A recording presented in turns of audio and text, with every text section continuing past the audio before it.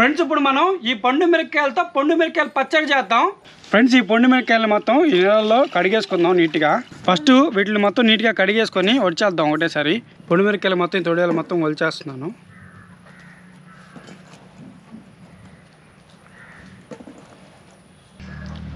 Friends మన ingredients మొత్తం ready అయితే చేసుకున్నాం. ఇప్పుడైతే మనం బాండలు పెట్టుకున్నాం.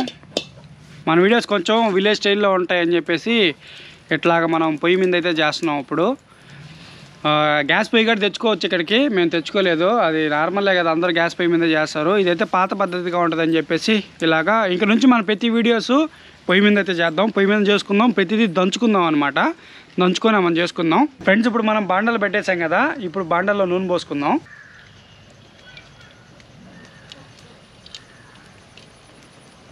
ఫ్రెండ్స్ నూనె అంతా వేడెక్కిపోయింది. ఇప్పుడు మనం పండు మిరపకాయలు వేసుకుందాం.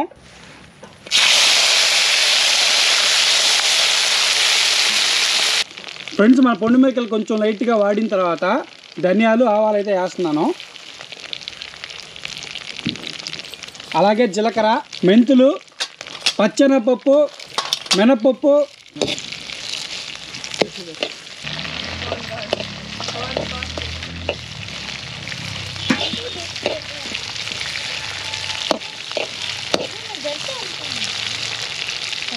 మిరపకాయలు మొత్తం బాగా వాడి చేసాం మనము.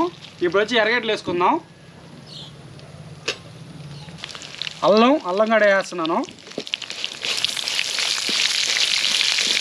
మనకేంటంటే పొయ్యి సరిగా మండట్లేదు ఇక్కడ, సో అందుకని చెప్పేసి మామూలుగా అయితే పొయ్యి బాగా మండుతుంటే చిట్ట అని సౌండ్ వచ్చేస్తుంది, బాగా లైట్గా వస్తుంది.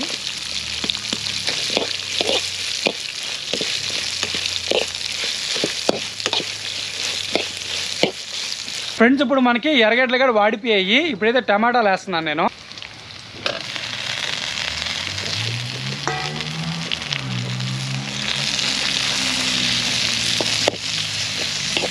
ఫ్రెండ్స్ ఈ టమాటాలు కూడా వాడిపోయాయి.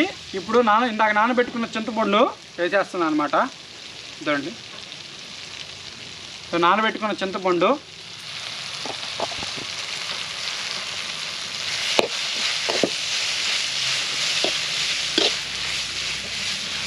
ఫ్రెండ్స్ ఇందా మనం చింతపండు వేసుకున్నాం కదా, మొత్తం అయితే వాడి చేసాము. ఇప్పుడు దీన్ని తీసుకెళ్ళేసి దంచేసుకుందాం అనమాట. ఫ్రెండ్స్ మనం ఇందాక చేసుకున్న దాంట్లో ఈ పండు మిరపకాయలన్నీ పక్కనకి అయితే తీసేసాను.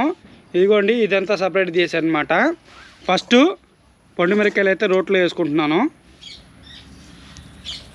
ఇప్పుడు ఉప్పు,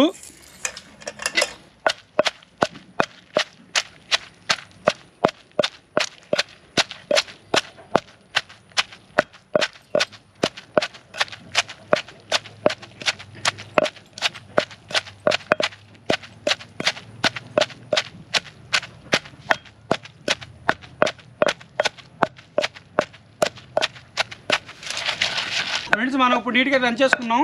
ఇప్పుడు ఇది ఉంది కదా ఎర్రగడ్డ టమాటా, ఇప్పుడు దీన్ని వేసుకుందాం. దీన్ని వేసుకొని దంచేద్దాం.